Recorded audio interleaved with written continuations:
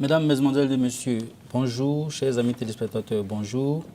Vous êtes à l'invitation de la chaîne Aurora TV 8 qui reçoit pour vous aujourd'hui Dr Abbas Yaya Bamba, potentiel candidat à l'élection présidentielle 2020 en Côte d'Ivoire. Bonjour docteur. Bonjour monsieur.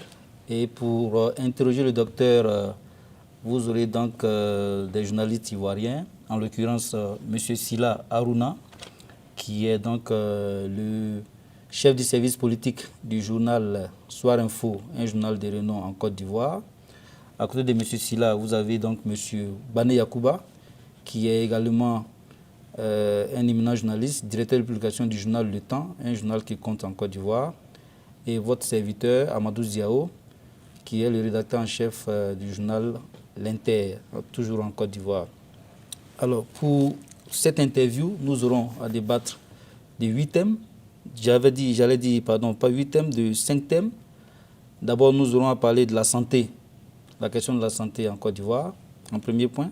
Ensuite, nous aurons à parler de la sécurité, une question qui préoccupe les Ivoiriens. En troisième point, nous aurons l'éducation. En quatrième point, nous aurons la question de l'emploi. Et pour terminer, nous aborderons la question du transport en Côte d'Ivoire. Avant de rentrer dans le vif du sujet, je vais demander au docteur Abbas Yaya Bamba de dire 2 mots sur sa personne. Donc, docteur, vous allez vous présenter à nos téléspectateurs. Merci, M. Ziao. Merci, M. Sila. Merci, M. Bané.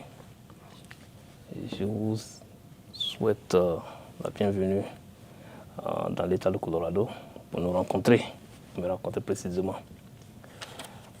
Je suis Dr Abbas Yaya Bamba. Je vis ici dans le Colorado, ça fait à peu près 20 ans.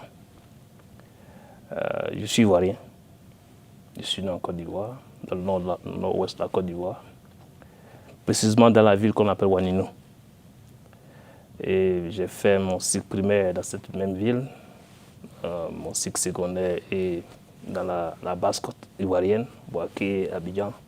J'ai fait un peu l'Université nationale d'Abidjan. Et j'ai pris mes valises pour venir aux États-Unis vers la fin des années 90, sur le chemin du savoir, pour venir découvrir ce pays-là, apprendre et retourner un jour en Côte d'Ivoire. Et je pense que ce jour-ci, ce jour d'aujourd'hui, c'est le symbole pour lequel je suis venu. Et maintenant, je parle en Côte d'Ivoire. Je suis informaticien, je suis chercheur, je suis inventeur aussi. Je suis chef d'entreprise. Bon, je fais de la politique aussi. Ce que je peux dire de moi-même, j'ai un doctorat en computer science, j'ai un master's, j'ai un bachelor. Mais ce n'est pas ça le plus important pour moi. L'éducation scolaire, c'est une éducation. Mais la plus grande éducation que j'ai reçue, c'est l'éducation du village que j'ai reçue. C'est ce qui m'a forgé, en fait. Et je me présente aujourd'hui aux Ivoiriens, à nos concitoyens, pour leur dire que je suis prêt. D'accord. Alors, docteur, vous êtes prêt? On va tout de suite rentrer dans le vif du sujet. Vous avez dit que vous êtes ivoirien, vous avez beaucoup de qualifications. Alors, je voudrais poser une question, en tout cas, pour balayer un peu le terrain. Vous êtes potentiel candidat à l'élection présidentielle en Côte d'Ivoire. Pourquoi justement vous voulez être candidat? Qu'est-ce qui vous motive cette candidature-là? Bon, potentiel candidat, la sémantique est là. Est-ce que je suis être potentiel candidat et être candidat? La décision viendra en fonction de l'évolution du processus qui ne sait pas de la date exacte de ces élections-là. Bon, admettons que je suis candidat, je suis potentiel candidat. Pourquoi je vais l'être? J'estime que après 30 ans de turpitude politique, la Côte d'Ivoire a une obligation de se revoir dans le miroir de l'histoire pour voir, pendant ces 30 ans-là, depuis 90, qu'est-ce qu'on a fait de bon. On a assisté à beaucoup de guerres politiques en Côte d'Ivoire. Bon, peut-être que c'est l'évolution historique de notre nation qui fait ça. Et l'apprentissage de ce processus qu'on appelle le processus démocratique qui fait qu'on a tous ces petits ratés. Mais j'estime que ma décision de vouloir briguer la magistrature suprême en Côte d'Ivoire, c'est une décision d'ensemble et d'observation.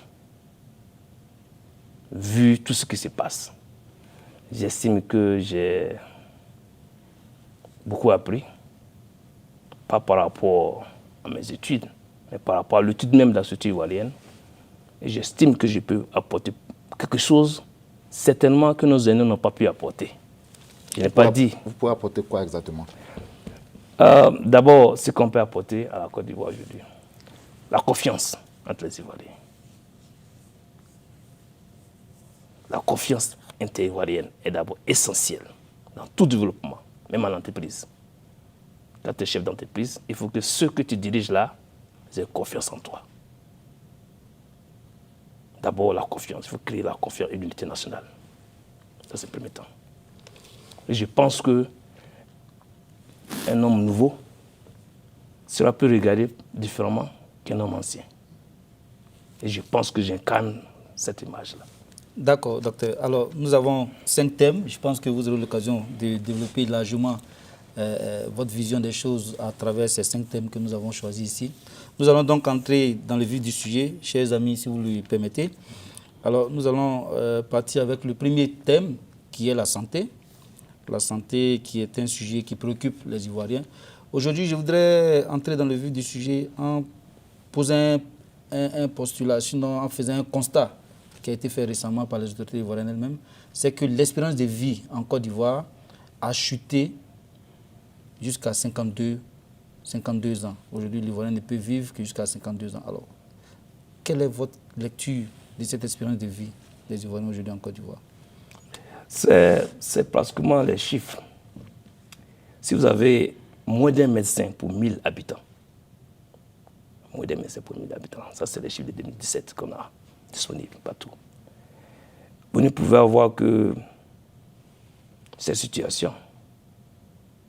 L'hôpital, c'est comme un garage pour les voitures, comme les voitures. Quand les mécaniciens sont bons, et puis il y a des bons mécaniciens, les voitures, les anciennes voitures peuvent toujours rouler. Mais quand vous avez un médecin pour 1000 personnes, quelle que soit sa compétence, il ne peut pas soigner toutes ces 1000 personnes-là, il ne peut pas s'occuper de toutes ces 1000 personnes-là. Donc, et quand vous affectez seulement 5%, ça c'est les chiffres, 5% du budget national à la santé, qui est une priorité pour partout. Parce qu'un peuple en forme, en bonne santé, c'est un peuple qui travaille. Donc, c'est un des petits éléments comme ça qui fait qu'on ne peut pas, c'est pour ça qu'on a chuté. Est-ce que vous êtes en train de dire que les autorités ivoiriennes ne font pas d'efforts justement dans le domaine de la santé? Bon, est-ce que les efforts ne sont pas faits? Je ne sais pas. Certainement, il faut rationaliser ces efforts. En quoi faisant exactement? Au niveau de la santé, oui, au niveau de la santé. On peut apporter quoi aux Ivoiriens? Au niveau de la santé, d'abord, comme nous l'avons déjà proposé dans nos tests, les propositions, la santé doit avoir un cadre spécial. La faculté de médecine, par exemple. Avant, les étudiants en médecine avaient une bourse spéciale. Je ne sais pas si ça existe encore. Les étudiants en médecine avaient un traitement spécial. Pas d'enfants gâtés, mais parce qu'on disait qu'un peu formé, c'est un peu prêt au combat. Ça veut dire que ce que nous allons faire là, ce n'est pas des sciences qui viennent du ciel. C'est de revoir notre histoire. C'est de revoir ce qui avait marché avant et qu'on a oublié de faire. Est-ce qu'on peut refaire ça? Vous prenez le cas des pays qui sont bien lotis dans ce domaine-là. Il y a la France, il y a l'Allemagne. C'est des pays qui sont bien lotis. Il y a le Canada qui sont bien lotis. On parle du programme universel, la couverture universelle, qui a été lancé par le Fonds populaire ivoirien, il faut leur donner crédit pour ça, mais qui n'a pas été appliqué. c'est un programme qu'on peut appliquer Mais sous actuellement, d'autres formes. les autorités ivoiriennes ont mis en place un programme qu'on appelle la couverture maladie universelle, la SEMI. Bon, je crois que les politiques ne sont pas des slogans. Est-ce qu'ils le font? Ok, docteur. Est-ce que vous êtes Docteur, on dit que se soigner en Côte d'Ivoire est un parcours de combattant. Parce que nos hôpitaux aujourd'hui sont devenus des mouroirs. Les malades n'ont pas de quoi être hospitalisés. On les trouve dans les couloirs des urgences.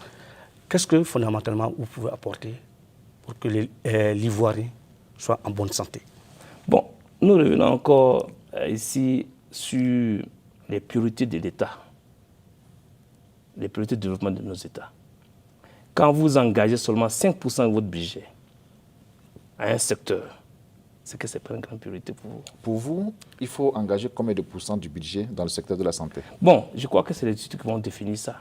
Mais il faut faire plus que ce qu'on a aujourd'hui. S'il y a des gens dans le couloir des hôpitaux, ça veut dire qu'en fait, les fonds qui sont alloués à ce secteur-là ne sont pas les fonds suffisants. C'est pour ça qu'on a tous ces trucs-là. C'est un surcharge en fait. Il n'y a pas de lit, il n'y a pas de médecins, il n'y a pas d'assistance. Il n'y en a pas suffisamment. Il n'y en a pas suffisamment. Bon, il n'y en a pas suffisamment. Voilà ce que je veux dire. C'est pour cela que les gens sont dans ces conditions. Donc il faut revoir la politique de santé générale, voir les possibilités de l'État. Mais je pense que la Côte d'Ivoire est un pays riche. Quand vous dites qu'il faut revoir la politique de santé, quand vous dites ça, soyez concret. La politique de santé, ça veut dire quoi? Qu'est-ce que nous allouons à la santé? Combien de médecins nous voulons avoir par tête d'habitant? Combien d'hôpitaux dans la ville d'habitant? Ce qui est là, c'est que généralement, en Côte d'Ivoire, c'est les milieux urbains qui sont couverts. Vous avez les centres hospitaliers, vous avez les centres hospitaliers ruraux, tout ça. Ça, c'est déjà... Vous allez par exemple dans les sous-préfectures, il y a un seul médecin pour toute la région. Donc il faut avoir un plan directeur sur 5 ans, par exemple, pour voir comment on va équilibrer la balance entre les médecins, le nombre de médecins et le nombre de malades. On vient aussi, il y a la spécialisation des sages-femmes, les infirmiers. Parce qu'en Côte d'Ivoire, il y a ce qu'on appelle un diplôme d'État. Il faut voir une couverture nationale. Et nous allons certainement développer tous ces éléments-là quand le temps viendra. D'accord, docteur, on l'a compris. Il faut revoir la politique générale de la santé en Côte d'Ivoire. Vous allez vous y atteler. Nous allons donc passer rapidement au deuxième thème de cet entretien qui est consacré à la sécurité. On sait que la question de la sécurité préoccupe beaucoup les Ivoiriens. Aujourd'hui, on parle du phénomène des microbes en Côte d'Ivoire. Les agressions se font un peu partout. Alors, à votre arrivée à la magistrature suprême, ce que nous vous souhaitons vivement, qu'est-ce que vous allez faire dans ces domaines-là, justement?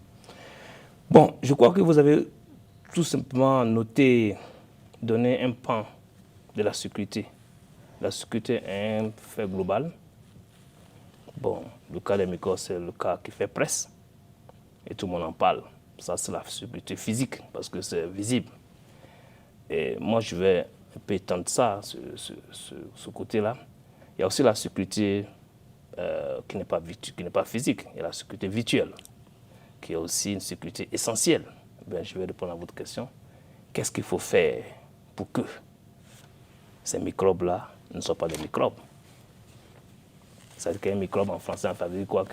Un microbe en français, c'est pratiquement quelque chose qui t'infecte et qui te tue. Donc, qu'est-ce qu'il faut faire pour qu'il y ait... On a parlé de la santé. Et on a parlé des microbes en même temps, des microbes humains cette fois-ci, qui tuent. Je crois qu'ici, il faut avoir une politique d'éducation qui forme la population vers l'emploi. On va parler certainement de ça. Il faut avoir une politique d'insertion et de formation continue, comme ils le font souvent ici aux États-Unis, pour que une population formée et éduquée ne se livre pas à ce genre de trucs. D'accord. Monsieur Silla, vous souhaitez réagir à... Moi, je souhaite réagir. La sécurité en Côte d'Ivoire, pas forcément au niveau des microbes. Mais avec la crise que la Côte d'Ivoire a vécue pendant des décennies, il y a le phénomène des armes, la circulation des armes partout. Il y a le phénomène des coupeurs de route. Oui. Qu'allez-vous faire pour que tout cela puisse être jugulé? Parce que quand on sait que pour qu'un investisseur vienne dans votre pays, la première des choses aussi, c'est la sécurité. Qu'allez-vous mettre concrètement sur cela? Bon, d'abord, les coupeurs de route. Quand nous étions encore jeunes, très jeunes, il y avait ce qu'on appelle les unités mobiles de la gendarmerie nationale de Côte d'Ivoire, qui n'avaient pas un poste fixe, qui parcouraient les voies, les grands axes routiers de notre pays. Ce qui juglait ces genres de phénomènes-là. Voilà. Parce que quand le malfaiteur sait qu'à n'importe quel moment, l'autorité de police peut passer, ils font attention. Il y a ça. Il faut revoir ça. On doit faire revenir ce système-là. Peut-être le densifier, parce que ces systèmes-là existent déjà. Non, ça existe déjà. Moi, je pense que ce n'est pas soutenu jusqu'à ce point. Voilà. Parce que tout ce que nous disons là, ce n'est pas des trucs qu'on va inventer. Il faut revoir, il faut avoir une planification générale de tout ça là. Vous comprenez? Voilà. Donc, il y a ça, le coupeur de route. Maintenant, du côté de la circulation des armes, des armes, comme on appelle les petites armes, nous sortons toujours d'une guerre, la stabilité revient petit à petit certainement, et il y a fondamentalement des efforts qui sont faits au niveau des autorités actuelles, parce qu'ils ont pu réformer l'armée. Il faut continuer dans le même sens, pour voir effectivement dans quelle mesure il faut même créer, même les ports d'armes, pour faire un renforcement. Ça existe déjà, mais je pense qu'il faut mettre un système judiciaire beaucoup plus en place pour sanctionner aussi ceux qui ont des armes, qui n'ont pas l'autorité de les avoir. Est-ce que vous êtes d'accord avec les autorités ivoiriennes qui comparent l'indice de sécurité de la Côte d'Ivoire à celui des pays comme la Suisse, Genève et autres?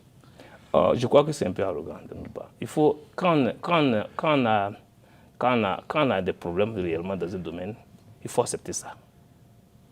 Tu vois. Le frère, M. Gbani a dit tout de suite là que nous sortons d'une guerre. Vous ne pouvez pas comparer un pays qui sort d'une guerre à un pays qui n'est pas en guerre. Et les chiffres sont là, il faut faire face. Je crois qu'ils font déjà des efforts avec la réforme de l'armée, tout ça là, pour se dire des efforts. Il faut continuer dans ce sens-là. Accepter que nous sommes là et accepter de mettre les solutions en place. D'accord. J'ai une dernière question sur au niveau de la sécurité, c'est vrai. On veut juguler l'insécurité, mais les moyens. Parce que quand on remarque que les forces de l'ordre sont sous-équipées, quand il y a une agression dans un quartier, on les appelle, ils vont mettre au moins, peut-être qu'on demande à celui qui a été agressé de mettre du carburant dans le véhicule pour qu'on puisse aller, en ce moment, l'agresseur s'évanouit dans la nature. C'est pour ça que je disais qu'il faut que nos politiciens arrêtent d'être des politiciens. L'Afrique a besoin d'un discours direct, d'un discours rationnel. Quand vous allouez 1% de votre budget à la sécurité et à la défense, quel résultat vous pouvez avoir? Les chiffres de 2017 sont là. 1% du budget ivoirien est alloué à la défense et à la sécurité. Vous sortez d'une guerre, vous voulez une stabilité.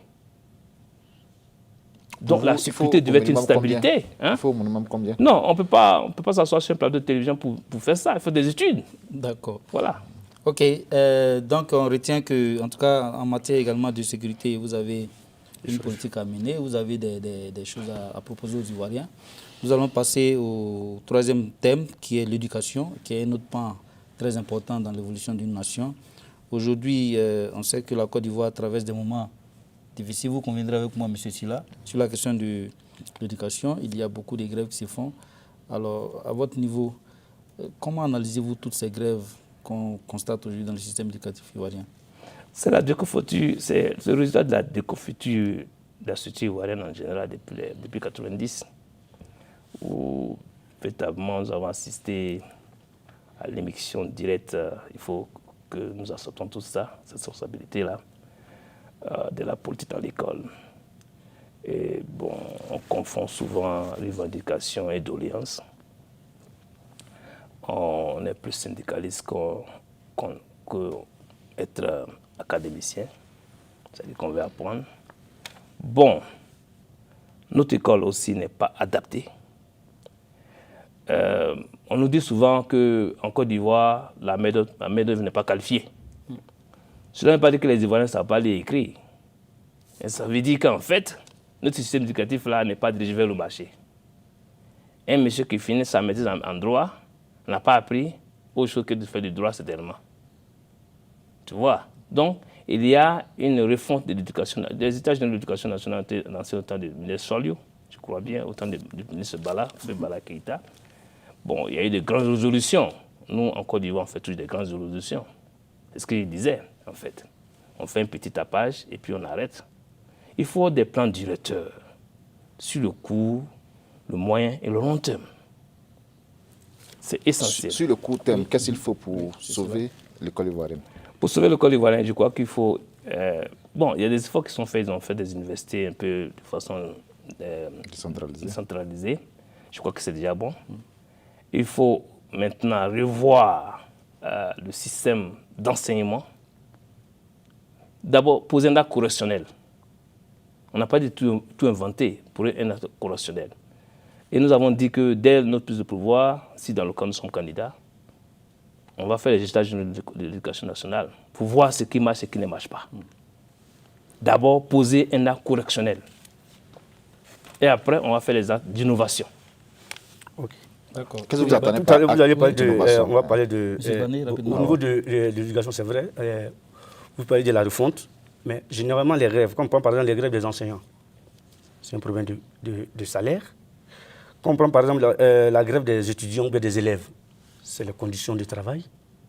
Alors, qu'allez-vous faire dans ce sens-là pour que, je n'ai pas dit que quand vous allez venir, vous avez peut-être le bâton magique pour qu'il n'y ait plus grève, pour qu'il n'y ait plus de choses, mais qu'est-ce que vous allez faire le minimum pour qu'au moins l'école puisse fonctionner en pleine année? La question fondamentale, c'est de définir qu'est-ce qu'est le minimum. Qu'est-ce que c'est le minimum? Comment on fait le mesurement du minimum, du bien-être? C'est par rapport à une société globale, au marché, de l'emploi, tout et tout. Qu'est-ce que nous faisons?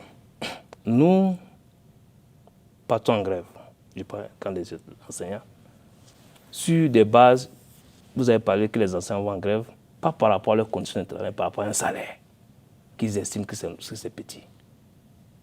Par rapport à quoi? Par rapport aux policiers ou par rapport aux gendarmes? C'est des problèmes qu'il faut poser de façon honnête. Rencontrer ces syndicats-là, je ne peux pas m'asseoir et dire, bon, voilà tout, je connais tout le plan nécessaire. Mais je ne suis pas sûr que ces grèves des enseignants-là sont seulement pour le salaire. Ils ont certainement d'autres problèmes. Absolument. D'accord. Oui, M. Silla, vous avez souhaité réagir sur la question? Moi, je reviens encore. Tout à l'heure, vous avez dit que vous allez faire les états généraux de l'éducation. Est-ce que ce n'est pas des états généraux de trop? Dans la mesure où on sait que déjà, il y a eu plusieurs états généraux qui n'ont jamais été appliqués. Est-ce qu'il ne faille pas sortir ces états généraux, ces résolutions qui ont été prises, des tiroirs, les dépoussiérer, pour qu'on puisse mettre en application, au lieu d'organiser encore à nouveau des états généraux? Oui, bon, ces états généraux qui ont été faits, le monde a changé. Nous sommes aujourd'hui, il y a eu un changement. Le monde en mutation continue. Nous allons certainement utiliser certaines données de ces états généraux qui ont été faits des années passées, mais il faut les adapter au monde nouveau. Aujourd'hui, tous les enfants en Côte d'Ivoire ont des petits portables. Ils sont sur Internet. Il faut réactualiser ces états généraux, les réadapter aux demandes nouvelles, et puis voir en fait ce qu'il faut en faire. Oui, je suis d'accord que les choses, il faut les réactualiser, les réadapter à la Côte d'Ivoire de 5 ans, à la Côte d'Ivoire de 10 ans, à la Côte d'Ivoire de 30 ans. Ce qui manque dans notre pays en Afrique, on n'a pas de plans directeurs qui s'étendent sur 100 ans. On a peur de faire ces plans-là. Parce que tout se fait par rapport à mon pouvoir. Il faut faire des plans directeurs par rapport à l'évolution de l'État, de l'existence même du pays. C'est essentiel. Vous voyez un peu. Donc on va réactualiser ces états généraux les adapter aux réalités nouvelles, et puis on verra ce qu'on va faire sur le court et moyen terme. Oui, M. Sylla, sur la Est-ce que question vous ne de trouvez pas opportun qu'il faut revoir le système éducatif ivoirien qui est copié sur le modèle français en proposant un autre modèle? Oui, nous avons déjà proposé ça. Nous avons ça dans nos piliers, les 10 piliers que nous avons. Je pense qu'on va mettre, on est en train de lancer un autre mouvement qui va soutenir strictement, si je suis candidat, qu'on appelle le CNPI, le Congrès national du peuple ivoirien. Et dans nos petits piliers, on a dit ça. Effectivement, il va falloir revoir, ce ne sont pas des états généraux, les défis. D'abord, l'acte correctionnel, voir ce qui ne marche pas, pour le moment, corriger ça, et maintenant faire des innovations, comme tu l'avais demandé, les adapter aux réalités nouvelles. C'est ce qu'on va faire. Maintenant, les détails seront expliqués par rapport à notre engagement devant le peuple de Côte d'Ivoire. D'accord. Alors, donc on retiendra tout simplement que là également, M. Abbas Bamba Yaya, sinon Dr Bamba, a des solutions pour l'éducation. L'éducation et l'emploi, c'est deux thèmes qui cohabitent. Nous allons donc passer directement à la question de l'emploi, qui est un autre gros problème dans notre pays. Alors, le taux de chômage est élevé. Quelle est la solution que Dr Abbas compte apporter justement à la question de l'emploi en Côte d'Ivoire? Bon, comme l'a dit M. Sylla du journal Soir Info, et comment on va faire pour qu'on adapte l'éducation, comme l'a dit M. Bané aussi. Le taux de chômage en Côte d'Ivoire, comme je le disais, on nous dit souvent que les Ivoiriens ne sont pas une manière de qualifier. Pas parce qu'ils ne savent pas lire, ils ne savent pas écrire. Mais ils vont dans les branches, quand ils finissent l'étude là, ils n'ont pas besoin d'être sur le marché. Tu vas en criminologie, tu finis criminologie, ou la police ou la justice qui doit t'engager, tu es obligé d'aller faire quelque chose d'autre. L'inadéquation entre la formation et l'inadéquation entre la formation et le marché de l'emploi. C'est ça. Nous sommes dans un monde en compétition. Il faut voir aujourd'hui les États, les pays comme des grandes entreprises. Et il y a un marché mondial où nous partons pour chercher des revenus pour le pays. Donc la formation là doit s'adapter à cette compétition-là. Vous voyez, ici aussi, ils ont ce même problème. Mais eux, ils arrivent à juguler parce qu'ils ont un système ici. Ils ont un système des universités de 2 ans. Tu y vas, tu apprends quelque chose. Tu veux devenir mécanicien, tu apprends comment les moteurs, on les monte. Tu veux devenir photographe, tu prends des cours de photographie. Et au même moment, on te donne des crédits si tu veux continuer pour aller faire un bachelor. Vous voyez? Donc, on te donne la possibilité d'apprendre quelque chose. Mais si tu ne finis pas, tu as au moins un métier dans la main et que tu peux. En Côte d'Ivoire, on avait ça avant. On avait ce qu'on appelle les unités mobiles, les années 80. Les gens, généralement, les unités mobiles, les centres techniques, les centres techniques qu'on avait dans les villes et les préfectures. Les unités mobiles, par exemple, étaient une initiative très, très louable parce que ça a formé des maçons, des menuisiers, tout ça. On a abandonné ça. On ne sait pas pourquoi. Alors, ce que vous proposez, docteur, est-ce qu'il ne faut pas craindre justement que cela remette en cause tout le système éducatif qui est aussi vieux que la Côte d'Ivoire elle-même? Est-ce que ça ne va pas créer un bouleversement terrible qui pourra être difficile à gérer? Non, parce que quand vous allez en droit, que vous étudiez le droit, je peux dire que c'est une étude générale. Ça vous donne déjà la base de la formation pour aller faire des formations spécialisées. Quand on me dit, par exemple, un gars qui a fait du droit ne peut pas aller faire de l'informatique, c'est faux. Moi, j'ai un exemple. Quand vous avez déjà une formation de base, pour aller vous spécialiser là, c'est plus facile. Je vais vous donner un exemple de l'homme d'affaires que je suis. Bon, chef d'entreprise. Quand j'ai commencé mon entreprise ici, il y a un programme qu'on appelle un programme gouvernemental, qui est une collaboration de l'État local et de l'État fédéral. Ils ont ce qu'on appelle Work Investment Act. En fait, c'est des gens qui ont des diplômes en histoire, en géographie par exemple, mais qui veulent devenir informaticiens par exemple. Ils vont dans ce programme-là, et c'est gratuit, hein, c'est subventionné. Ils vont dans ce programme-là, de formation de 4 mois, de 6 mois, pour devenir programmeur, par exemple. Parce qu'il a dit à la base, il peut lire, il peut écrire, il est déjà intellectuel. En 6 mois, il a un certificat dans un domaine, il cherche du travail avec ça. Il a de l'argent plus que s'il était historien. Donc, c'est des trucs qui sont très simples, pas tout à fait compliqués. D'accord, sur la question, M. Gbagbo, oui. Est-ce qu'il ne faille pas changer la question de mentalité? C'est-à-dire qu'on a fait croire peut-être aux Ivoiriens que quand tu finis, tu vas à la fonction publique. Aujourd'hui, on sait que la fonction publique elle est saturée. Est-ce qu'il n'y a pas un autre mode pour permettre aux diplômés de s'auto, pour créer l'auto-emploi? Oui, bon, tout le monde ne peut pas devenir tout le monde ne peut pas devenir entrepreneur. Ça veut dire que je vous le dis. Devenir chef d'entreprise, c'est très compliqué et c'est très difficile. Il faut donner le choix à ceux qui finissent de choisir. En fait, vous dites que ouais, il faut. Mais est-ce que le mécanisme, oui, j'ai appris quelles sont les structures qui ont été installées tout récemment pour pouvoir donner aux Ivoiriens qui veulent faire des affaires, de faire des affaires. Tout à fait, les start-up, les très bon. Des start-up. Mais est-ce qu'on a véritablement étudié la capacité sociologique de ces gens-là? Expliquez-nous un peu, docteur. La capacité sociologique, c'est quoi? Est-ce que on a expliqué à ces gens-là, comme l'a dit le frère, M. Bané, est-ce que tu peux avoir une maîtrise ou un DEA dans tel domaine et te reconvertir sans honte, sans ego? Vous comprenez? Vous estimez qu'il y a des diplômés qui s'accrochent à leur diplôme sans vouloir se réadapter à la situation? Oui, mais ça, ce n'est pas un cas unique à la Côte d'Ivoire. Ça, c'est un cas même ici, aux États-Unis. Il y a des gens qui disent, oh, j'ai fait ça, bon, comment j'ai pris tout mon temps. C'est une question de volonté personnelle. Et d'éducation aussi. Les États dans nos pays, sur le continent africain, surtout la Côte d'Ivoire, nous sommes une république. On a une mission aussi d'éducation, de faire prendre conscience à la masse pour dire, bon, tu peux faire ça, mais il faut qu'on considère ces formations-là comme les formations de base. Si tu n'as pas pu t'insérer dans un milieu où tu n'es pas dans le corps pour.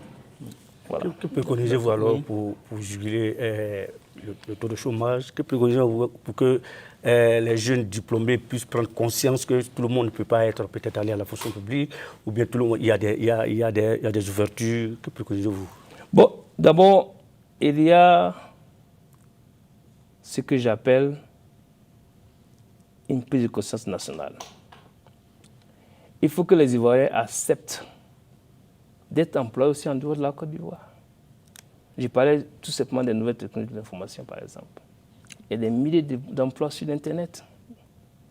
Justement, le domaine dans lequel vous exercez, le domaine informatique, qu'est-ce que vous pouvez apporter aux Ivoiriens dans ce domaine-là, en termes d'augmentation du nombre d'emplois des jeunes? Bon, je prends le cas, moi j'ai visité beaucoup de pays, je peux dire le pays que j'ai visité. Je prends le cas de l'Inde. Les Indiens qui ont fréquenté ici, aux États-Unis, qui se retournent en Inde.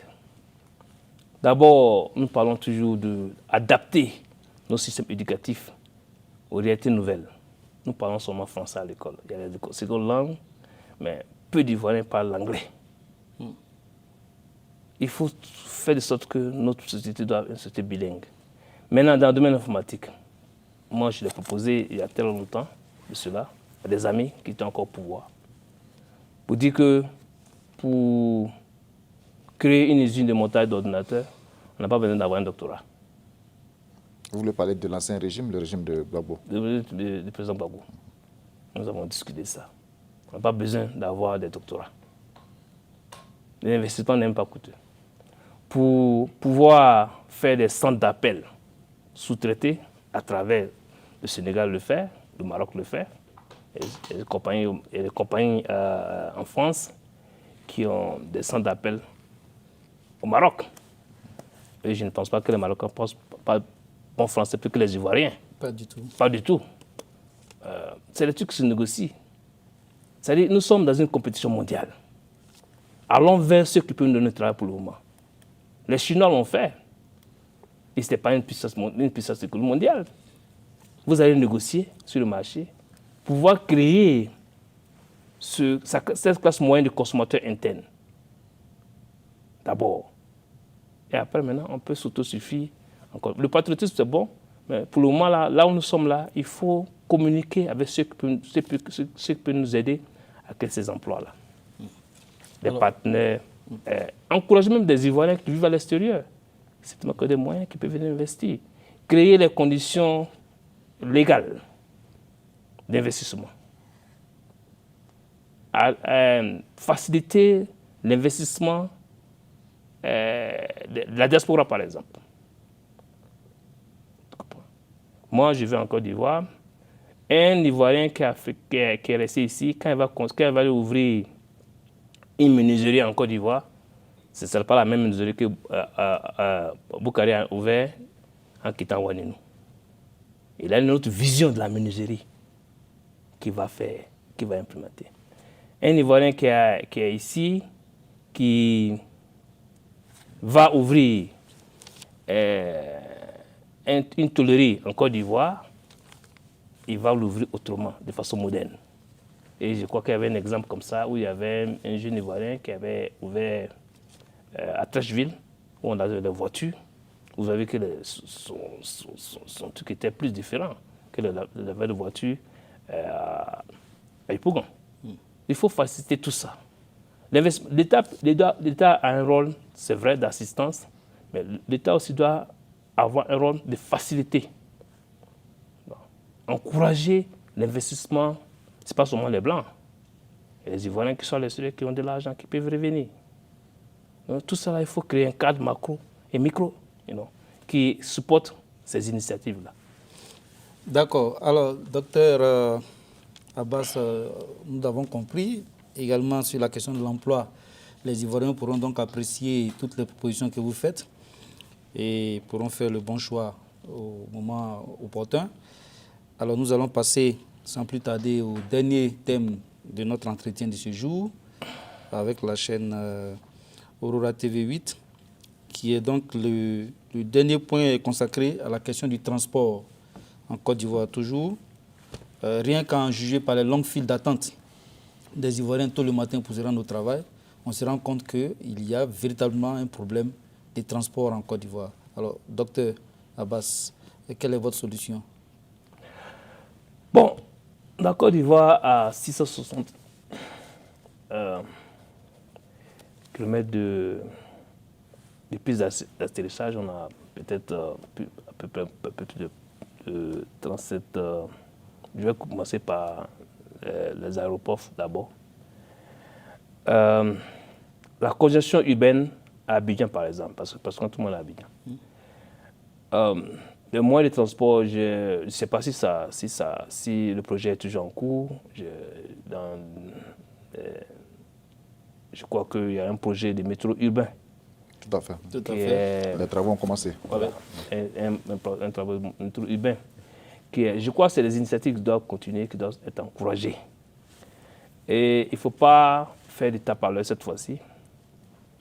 Il faut véritablement s'impliquer dans ce projet-là pour la construction de métro urbain. Je salue ceux qui sont en ce moment-là, comme je ne le fais pas très souvent. Mais que répondez-vous à ceux qui trouvent que le coût là, est très élevé? Bon, écoutez, vous allez sur le marché. Ce n'est pas seulement quand vous faites une décision, moi je suis un homme d'affaires, je suis chef d'entreprise, quand vous faites une décision d'achat, ce n'est pas forcément le chiffre que vous mettez dans l'achat, c'est les conditions de l'achat. Est-ce que ceux qui critiquent cette décision ont vu les conditions d'achat? Je ne l'ai pas vu, je ne peux pas donner je peux pas donner de... Je n'ai pas spéculé là-dessus. Ces personnes estiment que les 1000 milliards de francs CFA, c'est ça, auraient pu servir à régler d'autres problèmes plus urgents en Côte d'Ivoire. Non, je pense que le transport, c'est un problème d'urgence. Quand vous avez un malade qu'il y a des problèmes à Yopougon, qu'on doit transférer certainement dans un chip beaucoup plus spécialisé, et qu'il n'y a pas de transport pour le transporter, il peut mourir en route. Absolument, ouais. Donc le transport, ce n'est pas un truc sur la route, ce n'est pas un truc banal, c'est essentiel. C'est essentiel pour le développement d'un pays. Et c'est pour cela que nous, d'ailleurs, on a mis ça dans nos piliers. Nous parlons de désenclavement d'Abidjan. Nous avons parlé des deux ports de train, Tengrela et Abidjan. Et nous avons 3 axes. L'axe qui part d'Abidjan, sur la côte San Pedro, Touba, Odiné, va sur Tengrela. Pour le train? Par train. Et notre axe qui part Abidjan, Aboasso, Abengourou, Bondoukou, Bouna, et qui descend sur Tengrela. Et un autre axe qui part Abidjan, Yamsoukro, Boaké, Ferké, ça monte sur Tengrela. Il faut réduire le coût. Parce que quand tu prends le cas Abidjan et tu pars à Tengrela, ça fait 8 heures, 9 heures de temps. Avec les trains rapides, on peut faire 3 heures ou 4 heures. Ça donne de la fluidité économique. La mobilité est essentielle dans tout développement. Nous avons aussi la mobilité virtuelle aujourd'hui, où on peut s'asseoir devant un écran d'ordinateur et puis voyager par tout le monde, faire des achats. C'est en combien de temps vous comptez faire ce train-là? Bon, je pense qu'ici, voilà ce qu'on doit faire. L'État est une entité qui peut investir à crédit. Et je pense que l'État de Côte d'Ivoire est bancable aujourd'hui. On n'a pas besoin forcément d'avoir de l'argent pour faire ces grands travaux-là. Et nous avons dit que dès notre prise de pouvoir, les grands axes, si nous sommes certainement candidats, les grands axes de développement auront une grande direction qui va s'occuper de ces questions-là. Et je vous donne rendez-vous certainement, si nous sommes candidats, que nous sommes élus, de me reposer la question. Seulement, 90 jours après, je vous donnerai un plan. Okay. Donc vous allez recourir à un endettement? Oui. Certains estiment que la Côte d'Ivoire est suffisamment endettée? Non, je pense que l'endettement n'est pas forcément le chemin. Il y a le levé de fonds internes qui peuvent se faire. La Côte d'Ivoire a des biens. Aujourd'hui, on n'a pas forcément besoin d'aller sur le marché pour emprunter de l'argent. Il y a aussi le marché des trades, ça veut dire quoi? Des échanges. J'ai du pétrole, tu en as besoin, tu as de l'argent, tu me donnes. Ou j'ai ça, j'ai du pétrole, tu as des mestins, je te donne du pétrole, tu me donnes ces mestins. J'ai du pétrole, bon, c'est comme ça. La Côte d'Ivoire, je pense qu'elle est solvable dans ce domaine-là, et on peut le faire, si on est bien organisé. D'accord. Okay. Oui, M. Bani. On ne peut pas parler de transport en Côte d'Ivoire sans parler du phénomène des Nyambrou. Des Nyambrou qui minent quand même ce secteur.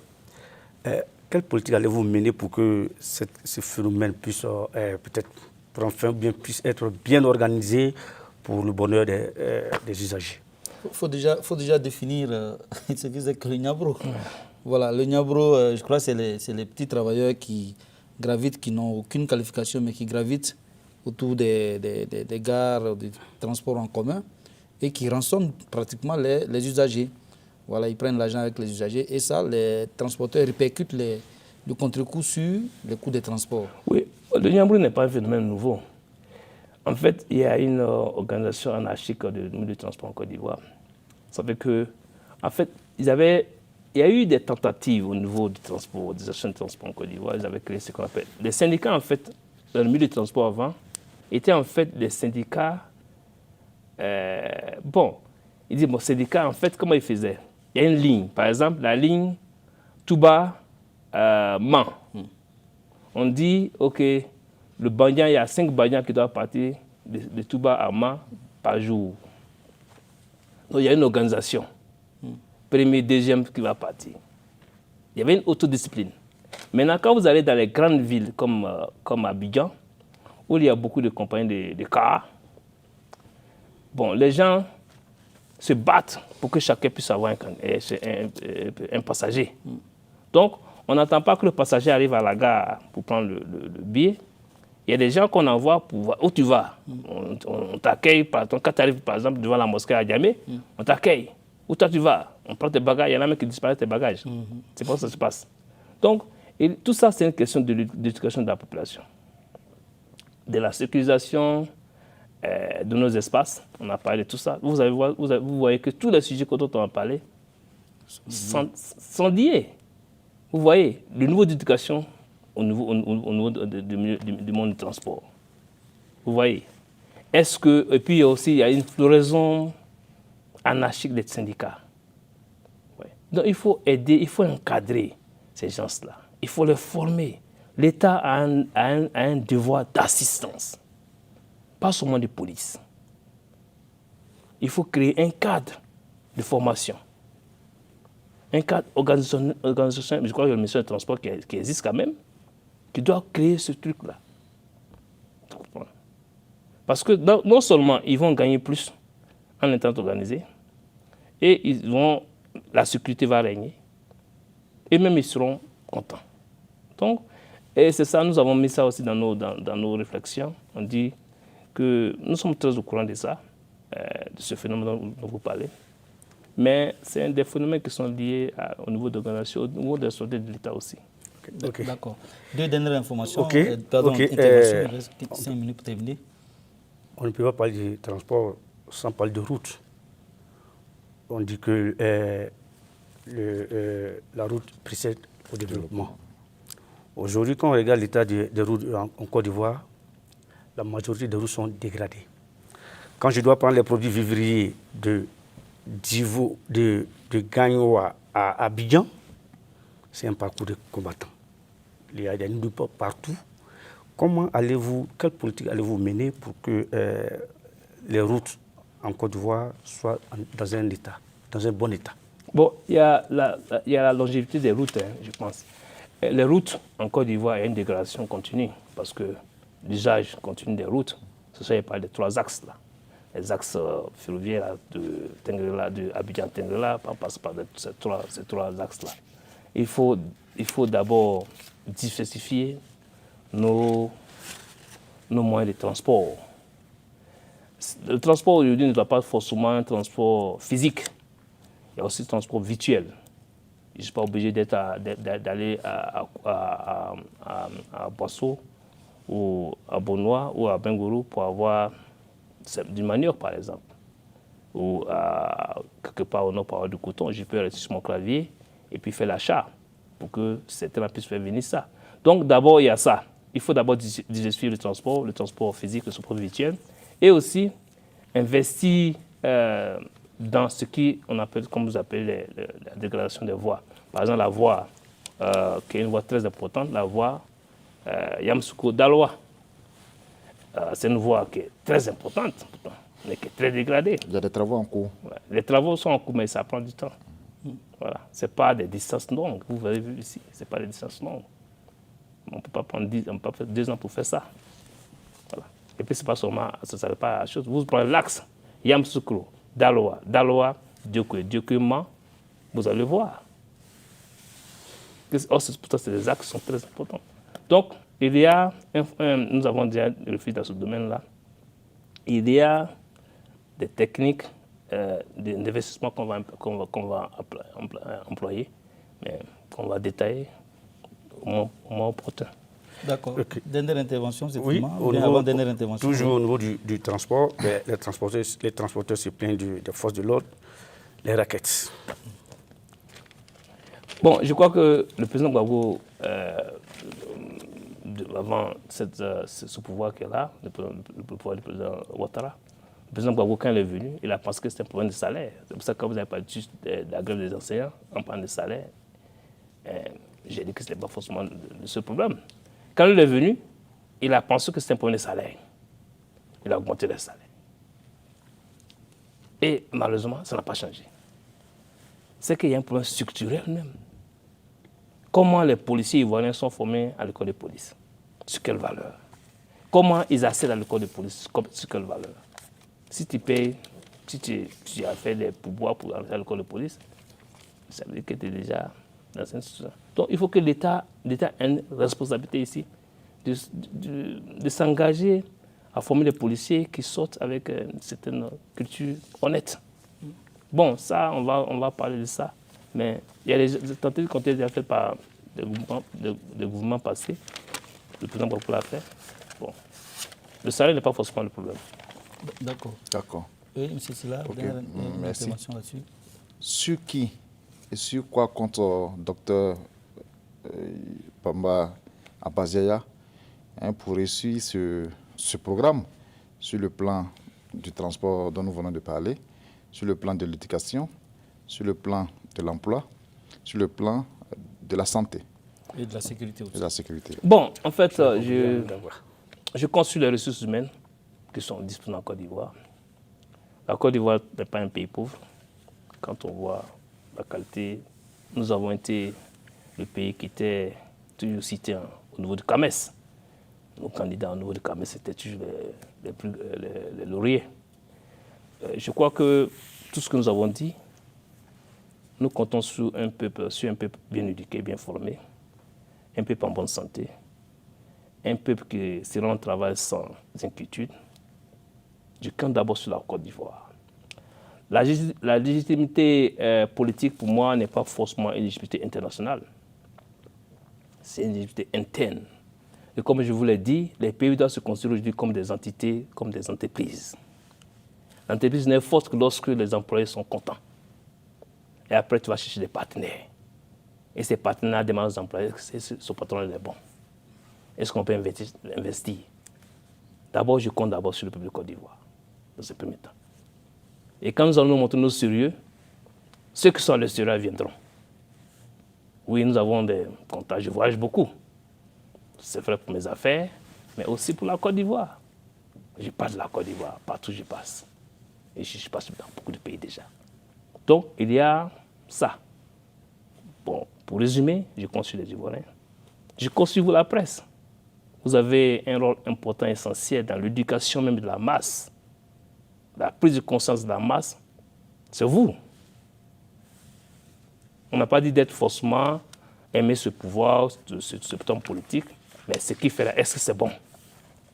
Pour que le relais là, dans la masse, soit accepté. Voilà un peu l'appel que je peux faire à vous, hommes de presse, et aux autres Ivoiriens des autres corps, que chacun se dise d'abord, qu'est-ce que je fais pour la Côte d'Ivoire? Est-ce que quand je me lève le matin, là, quand je rentre, c'est vrai, je dois manger, mais ce que j'ai fait là, est-ce que ça a apporté quelque chose à ma famille, à mon village, à mon pays? C'est une question de... La politique, pour moi, c'est une mission publique. Quand tu veux devenir riche, tu ne fais pas de la politique. Tu fais des affaires. Quand tu as décidé de faire la politique, là, c'est pour aider les autres. Voilà un peu pour répondre à votre question. Je compte sur les Ivoiriens, je compte sur vous. D'accord. Voilà. On va considérer cela comme le mot de fin du docteur Abbas. Voilà. Mesdames et messieurs les téléspectateurs de Aurora TV 8, nous sommes donc à la fin de cet entretien. Nous rappelons simplement que nous recevions Dr Abbas Yaya Bamba, potentiel candidat à l'élection présidentielle en Côte d'Ivoire en 2020. Et il était interrogé par Silla Aruna, chef du service politique du journal Soir Info en Côte d'Ivoire. Également Bani Yakouba, qui est le directeur de publication et rédacteur en chef des journaux Le Temps, également en Côte d'Ivoire, Le Temps et LG Info. Et votre serviteur Amadou Ziao, rédacteur en chef du journal L'Inter. Un dernier mot. On sera en Côte d'Ivoire en juin pour des tournées. Dans le cadre de l'installation de notre mouvement, le CNP, le Congrès national des peuples ivoiriens. D'accord.